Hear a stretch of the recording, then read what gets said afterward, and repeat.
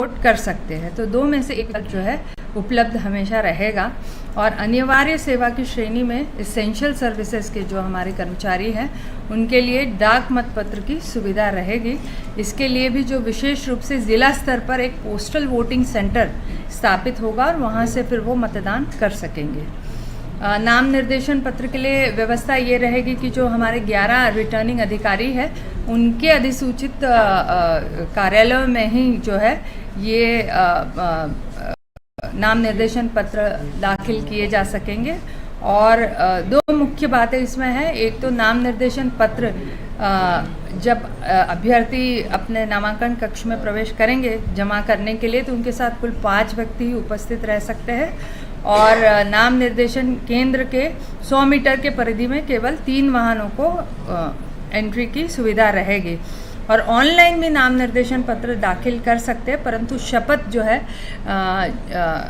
लेनी है तो वो जो निष्पादन है उसका वो व्यक्तिशः ही करना होगा रिटर्निंग ऑफिसर के समक्ष।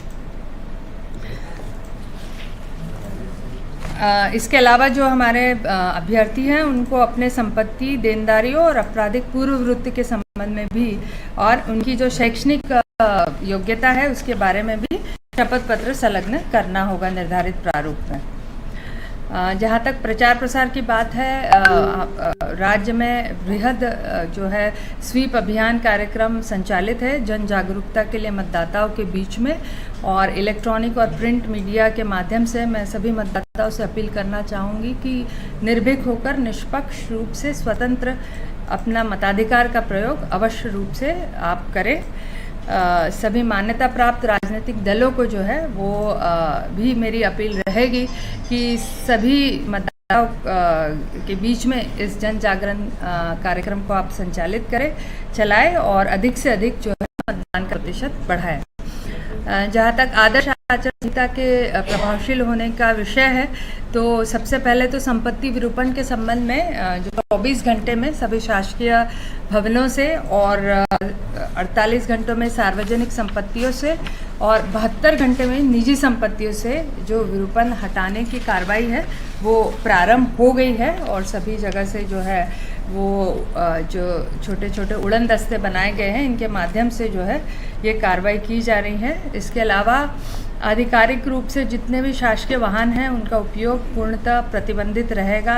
किसी भी प्रकार के राजनीतिक गतिविधि या प्रचार प्रसार में सरकारी खर्चे पर विज्ञापन पर पूर्णतः रोक रहेगी। और आयोग के निर्देश अनुसार चुनाव के दौरान सरकारी खर्चों पर समाचार पत्रों या अन्य किसी मीडिया या आधिकारिक मीडिया में प्रचार प्रसार, विज्ञापन, राजनीतिक समाचारों के पक्षपातपूर्ण प्रकाशन प्रसारण और सरकारी उपलब्धियों के प्रचार नहीं किया जाएगा। और शासकीय खर्चे पर लगाए गए सभी होर्डिंग्स को तत्काल हटवाया जाएगा। चुनाव प्रचार के लिए जो वाहनों की अनुमति है वो आयोग के द्वारा सीईओ कार्यालय स्तर पर और डीईओ कार्यालय स्तर पर दी जाएगी। और कोई भी वाहन जो कि चुनाव प्रचार में लगा है वो बिना अनुमति या बिना व्हीकल परमिट के संचालित नहीं रहेगा। जो भी वाहन बिना परमिट के, जो कि वाहन में उसके विंडशील्ड पर चस्पा रहेगा, यदि नहीं रहता है तो उसको तत्काल जब्त करने की कार्रवाई हम करेंगे। तो जहाँ तक अभ्यर्थियों का सवाल है, उनको मतदान दिवस छोड़कर सभी समय जो है वाहनों की संख्या पर कोई भी सीमा नहीं है। तो हम जितने वो वाहन चाहते उसका व्हीकल परमिट अवश्य रूप से देंगे। मतदान दिवस पर मात्र ये लिमिट तय की गई है कि अभ्यर्थी को एक, उसके अभिकर्ता को एक और जो कार्यकर्ता है उनको विधानसभा वार जो है एक एक वाहन दिया जाएगा। तो मान लीजिए कोई लोकसभा क्षेत्र में 8 विधानसभाएं हैं तो 8 वाहन, 10 अभ्यर्थी और अभिकर्ता का एक एक, ऐसे 10 कुल वाहनों की हम अनुमति देंगे। सरकारी वाहनों के उपयोग किसी भी प्रकार से चुनाव प्रचार प्रसार में नहीं होगा। इस पर कड़ी दंडात्मक कार्रवाई होगी यदि ऐसा होता है तो। जहाँ तक वीडियो वैन्स है, स्टार प्रचारकों के लिए वाहन है, मान्यता प्राप्त राजनीतिक दलों के राज्य स्तर पर पदाधिकारी है उनके वाहन हैं जो कि अधिकतम हम 3 और राजनीतिक दलों के प्रचार सामग्री के वितरण के लिए पूरे राज्य हेतु 4 वाहन प्रत्येक राजनीतिक दल के लिए रहेगा। तो इस तरीके की सभी वीडियो वाहन और ये सभी प्रकार के वाहनों का जो अनुमति है वो सीईओ कार्यालय से प्राप्त होगा। और जहाँ तक हेलीकॉप्टर और वायुयान की अनुमति है तो इसके लिए ज़िला निर्वाचन अधिकारी अपने क्षेत्र के अंतर्गत इसमें परमिट देने के लिए और एनओसी जारी करने के लिए सक्षम प्राधिकारी रहेंगे। सभाओं के लिए जो है ज़िला निर्वाचन अधिकारी के द्वारा पहले आओ पहले पाओ इस सिद्धांत के आधार पर जो है अनुमतियाँ दी जाएगी और रैलियों के लिए और रोड शो के लिए भी जो है इसी प्रकार की अनुमतियाँ रहेंगी। अधिकतम 10 वाहनों की मतलब अधिकतम 10 वाहन रोड शो के लिए रख सकते हैं। उससे अधिक यदि वाहन होते हैं तो फिर हर 10 वाहनों को टुकड़ियों में बांटा जाएगा और 100 मीटर का इनका दूरी की जाएगी और सर्वोच्च न्यायालय के निर्देशों के अधीन जो है लाउड स्पीकर के उपयोग रात को 10 बजे से 6 बजे के बीच में टोटली प्रतिबंधित रहेगा। और जो अस्थायी प्रचार कार्यालय है हमारे राजनीतिक दलों के और अभ्यर्थियों के, उनके संदर्भ में भी जो निर्देश ये है कि कोई भी धार्मिक भवन को नहीं दिया जाएगा। मतदान केंद्र के 100 मीटर तक अस्थायी प्रचार कार्यालय स्थापित नहीं है। शैक्षणिक संस्थाओं या अस्पतालों के भवनों में भी जो है अस्थायी प्रचार कार्यालय संचालित नहीं हो सकते। किसी प्रकार के शासकीय भवन में भी ये संचालित नहीं हो सकते हैं। अब एक्सपेंडिचर मॉनिटरिंग की बात करते हैं तो 95 लाख लोकसभा क्षेत्र जो है वो अधिकतम की सीमा रहेगी और निर्वाचन तो अभ्यर्थी की घोषणा होती है, उसका नाम निर्देशन प्रदर्शित होता है तो उसको शेड्यूल बैंक में अपना पृथक बैंक खाता खोलना होगा और उसके बाद जो है अपने जितने व्यय है वो इसी बैंक अकाउंट से उसको व्यय करना होगा और परिणाम की घोषणा तक जो है उसको 3 बार इसको हमारे जो व्यय प्रेक्षक है जिला निर्वाचन अधिकारी है इनके समक्ष में अपने व्यय लेखा को जो है निरीक्षण के लिए प्रस्तुत करना होगा। परिणाम घोषणा के 30 दिवस के भीतर अभ्यर्थी को अपने संपूर्ण लेखा विवरण को जिला निर्वाचन अधिकारी के समक्ष प्रस्तुत करना होगा। यदि नहीं करते तो फिर 3 साल के लिए वो अयोग्य घोषित किए जा सकते हैं। इसी तरह आपराधिक पूर्ववृत्ति यदि किसी अभ्यर्थी का है तो निर्धारित प्रारूप में नाम वापसी के पश्चात मतदान दिवस के 2 दिवस पूर्व तक 3 बार समाचार पत्र एवं टेलीविज़न में उसके आपराधिक मामलों के विषय में उसे प्रकाशन या प्रसारण करना होगा। और ऐसे नाम वापसी के अंतिम दिन में जो प्रकाशन करना होगा ये 3 बार करना होगा। एक तो जो नाम वापसी के अंतिम तिथि से चौथा दिन में सबसे पहला प्रकाशन होगा, फिर last date of nomination of withdrawal से अंतिम दिन के 5th से 8th डे के बीच में द्वितीय प्रकाशन होगा और लास्ट डेट ऑफ विड्रॉल के अंतिम दिन के 9th डे से प्रचार के अंतिम दिन तक, यानी प्रचार प्रसार का अंतिम दिन होता है 48 आवर्स फ्रॉम पोल डे, ये तीसरा प्रकाशन होगा। तो ऐसे 3 बार जो प्रकाशन है वो करना आवश्यक है किसी भी समाचार पत्रों में अथवा टेलीविज़न पर। अपने जो सोशल मीडिया अकाउंट है उसमें भी मान्यता प्राप्त राजनीतिक पार्टी को भी यदि कोई इस तरह के अभ्यर्थी को वो खड़ा करते हैं तो इसके बारे में प्रकाशन करना अनिवार्य है माननीय उच्चतम न्यायालय के निर्देशों के अधीन। जहाँ तक मीडिया प्रमाणन और निगरानी समिति की बात है तो लोकसभा में ये व्यवस्था विधानसभा से थोड़ी पृथक रहेगी। वो इस तरह से कि जितना भी मीडिया सर्टिफिकेशन है जो इलेक्ट्रॉनिक मीडिया में हम करते हैं, जिसमें कि TV channel, cable TV, radio, e समाचार पत्र, बल्क SMS, वॉइस मैसेज और सोशल मीडिया, वेब पेजेस, ये सभी में जो है प्री सर्टिफिकेशन का काम केवल लोकसभा क्षेत्र के रिटर्निंग ऑफिसर के स्तर पर जो MCMC कमेटी गठित है उसके द्वारा किया जाएगा। बाकी जितने पेड न्यूज़ की शिकायतें हैं या जो भी हमारे मीडिया मॉनिटरिंग से संबंधित भ्रामक फेक न्यूज़ के बारे में मॉनिटरिंग है वो ज़िला स्तर पर कायम रहेगी। जो प्रिंट मीडिया में प्रमाणन या प्री सर्टिफिकेशन होता है 48 आवर्स पहले, वो भी जो लोकसभा निर्वाचन क्षेत्र रिटर्निंग ऑफिसर स्तर पर जो MCMC कमेटी स्थापित है उसी के माध्यम से होगा, न कि ज़िला स्तर पर होगा।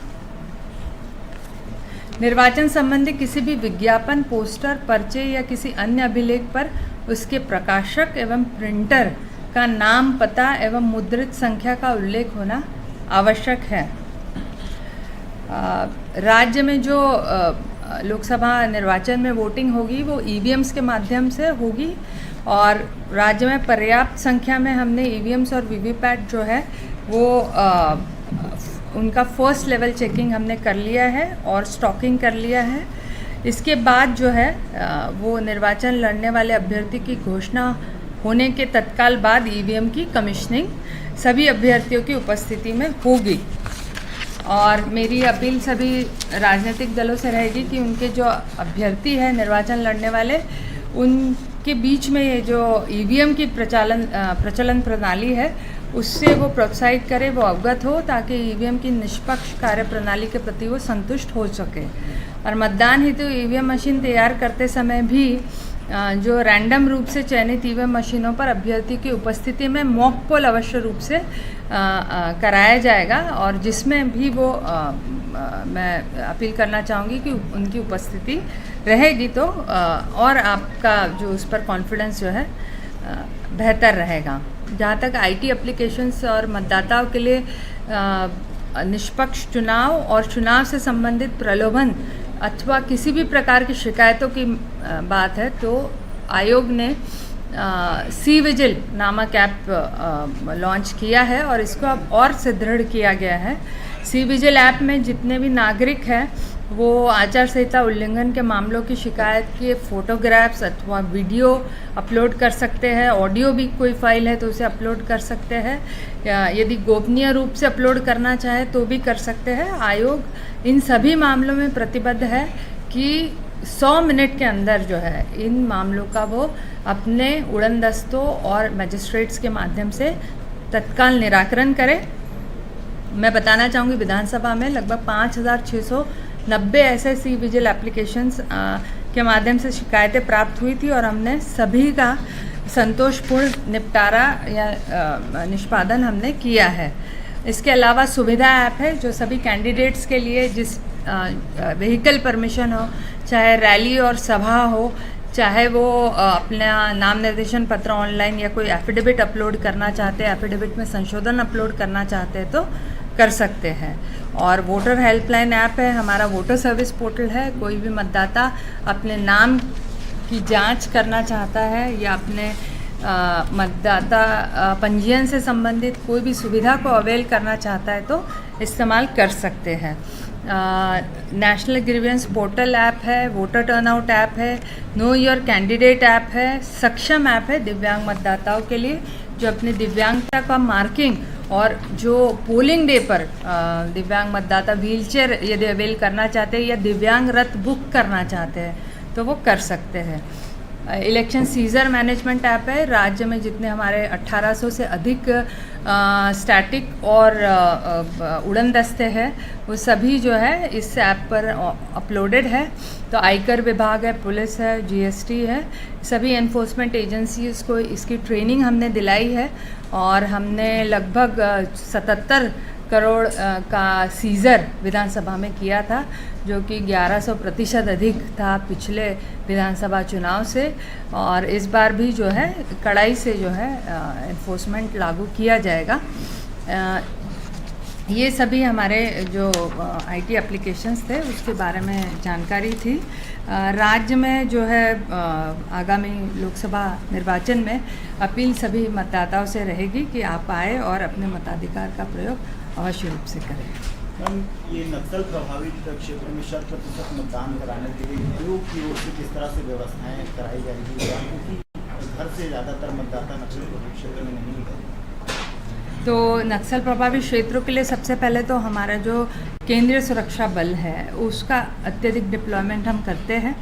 जो नक्सल प्रभावित क्षेत्र में मुख्य रूप से जो लोकसभा क्षेत्र बस्तर है उसकी विधानसभा आती है, इसको फर्स्ट फेज़ में लिया गया है और इसके लिए पूरी तैयारी हमने की है।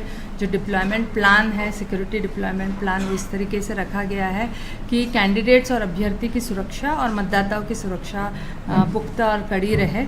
इसके अलावा हमने जो पिछले बार भी किया था, जो विगत लोकसभाओं में 450 से भी ज़्यादा मतदान शिफ्टिंग किया जाता था पोलिंग स्टेशंस का, तो इसको हमने इस बार बहुत न्यूनतम रखा है।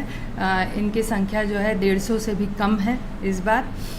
इसके अलावा हमारे जो मतदाता में जन जागरण का कार्यक्रम है, सुकमा में, दंतेवाड़ा में और पूरे बस्तर संभाग में, वो काफ़ी पुरजोर हम चलाएंगे और इस 1-1.5 माह में हम कोशिश करेंगे कि अधिक से अधिक मतदान क्षेत्र में हो।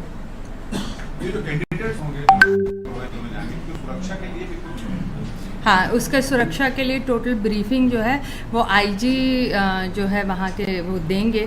और वैसे सामान्य क्षेत्रों में हम लोग एक पीएसओ तो देते ही है, लेकिन नक्सल प्रभावित क्षेत्रों में इसको बढ़ा दिया जाता है और वो बेसिकली सिक्योरिटी जो हमारे एसपी है, स्टेट पुलिस नोडल अफसर, उनकी सिक्योरिटी डिटेलिंग करते थ्रेट को देखते हुए ये ज़रूरी रहेगा कि 3 दिवस पूर्व किसी भी हालत में वो अपना जो कैंपेनिंग प्लान है या कैंपेनिंग रूट है वो कर दे, हमें सूचित करे कि वो कहाँ कहाँ जाएंगे। उसके आधार पर रोड ओपनिंग भी होगा और उसके साथ साथ जो सिक्योरिटी डिटेलिंग है उनकी वो की जाएगी। पिछले बार जिन शिकायतें थी उन अधिकारियों को हटा दिया गया, कलेक्टर एसपी तक की शिकायत हुई थी, बीजापुर में खास तौर से, और वहाँ प्रचार के लिए जा नहीं पा रहे थे, कैंडिडेट तक नहीं जा पा रहे थे, सीधे आरोप लगा हुआ। तो ऐसे अधिकारियों को चिन्हित करके हटाएं। जो हमें आयोग से निर्देश मिले हैं उन निर्देशों के अनुरूप जो दिसंबर में ट्रांसफ़र पॉलिसी जारी हुई थी उसके अनुरूप जो डीजीपी है, इन्होंने अपना 15 फरवरी को जो है वो सर्टिफिकेट दे दिया है कि उसका कंप्लायंस कर लिया है। तो ऐसे सभी अधिकारी जिनके विरुद्ध में शिकायतें थी और सही पाई गई थी, इनको चुनाव कार्य से पृथक कर दिया गया है। मैडम, ये प्रदेश में कितने संवेदनशील, अति संवेदनशील बूथ हैं और उसके लिए क्या अतिरिक्त व्यवस्थाएं की गई है, बताइए। तो प्रदेश में जो है वो एक कैटेगरी होती है वल्नरेबल बूथ। तो वल्नरेबल के श्रेणी में जो विधानसभा में थे 109 बूथ थे, इस बार भी वो 109 बूथ है। और क्रिटिकल जो है वो विधानसभा में 1670 मतदान केंद्र थे, अब वो बढ़कर जो है 1726 हो गए हैं। तो इस तरह से जो है राज्य में कुल 1800 मतदान केंद्र हैं जो कि क्रिटिकल और वल्नरेबल के श्रेणी में आते हैं। इन सभी मतदान केंद्रों में खैर जो पुलिस व्यवस्था है वो 1 सेक्शन प्लस जो है डिप्लॉयमेंट यहाँ पर रहता ही है। इसके अलावा भी जो हमारा पेट्रोलिंग पार्टी है वो पेट्रोलिंग पार्टी भी सतत इनकी जो है लॉ एंड ऑर्डर सिचुएशन को एनालाइज करते रहती है और रीइंफोर्समेंट जब भी हमें लगता है इन क्षेत्रों में तो हम देते हैं।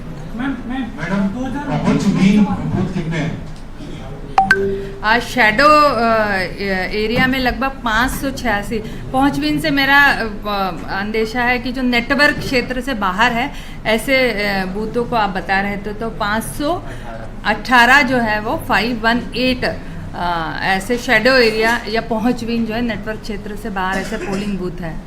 जी आप बताएं। 2019 लोकसभा चुनाव प्रचार के दौरान तत्कालीन दंतेवाड़ा विधायक भीमा मंडावी की मौत हुई थी प्रचार दौरान। कितनी फोर्स से इस बार तैनात रहेंगी मैम इस तरह की घटनाओं को रोकने, क्योंकि बड़ा घटना उस समय निकल कर सामने आया। कितनी कंपनियां तैनात? नहीं, पर्याप्त सुरक्षा बल जो है जो हमें विधानसभा में मिला था वही पर्याप्त सुरक्षा बल। इस बार आपने देखा है कि विधानसभा में तो एक ही फेज़ में हमने पूरे जो है 20 विधानसभा क्षेत्रों को निपटाया था, चुनाव संपादित किए थे, लेकिन इस बार जो है वो 2 फेज़ में बढ़ गए हैं। सो कांकेर विधानसभा हो गया और महासमुंद हो गया और राजनांदगांव है, ये अगले फेज़ में है। तो हमारे पास पर्याप्त सुरक्षा बल है और मेरे ख्याल से हम विश्वस्त है कि इस तरह की कोई भी अप्रिय घटना नहीं होगी। मतदान की टाइमिंग क्या है? पोल टाइमिंग अधिसूचित होगा नोटिफिकेशन में। विधानसभा के समय नक्सल प्रभावित क्षेत्रों में 3 बजे हमने जो है मतदान समाप्त किया था, तो वो इस बार भी लोकसभा में वैसे ही होगा वहाँ की संवेदनशीलता को देखते हुए। और बाकी शेष जगह पे सामान्य रूप से अभी अधिसूचना जारी होगी। 8 घंटे का न्यूनतम जो है वो पीरियड रहेगा ये पोल टाइम के लिए।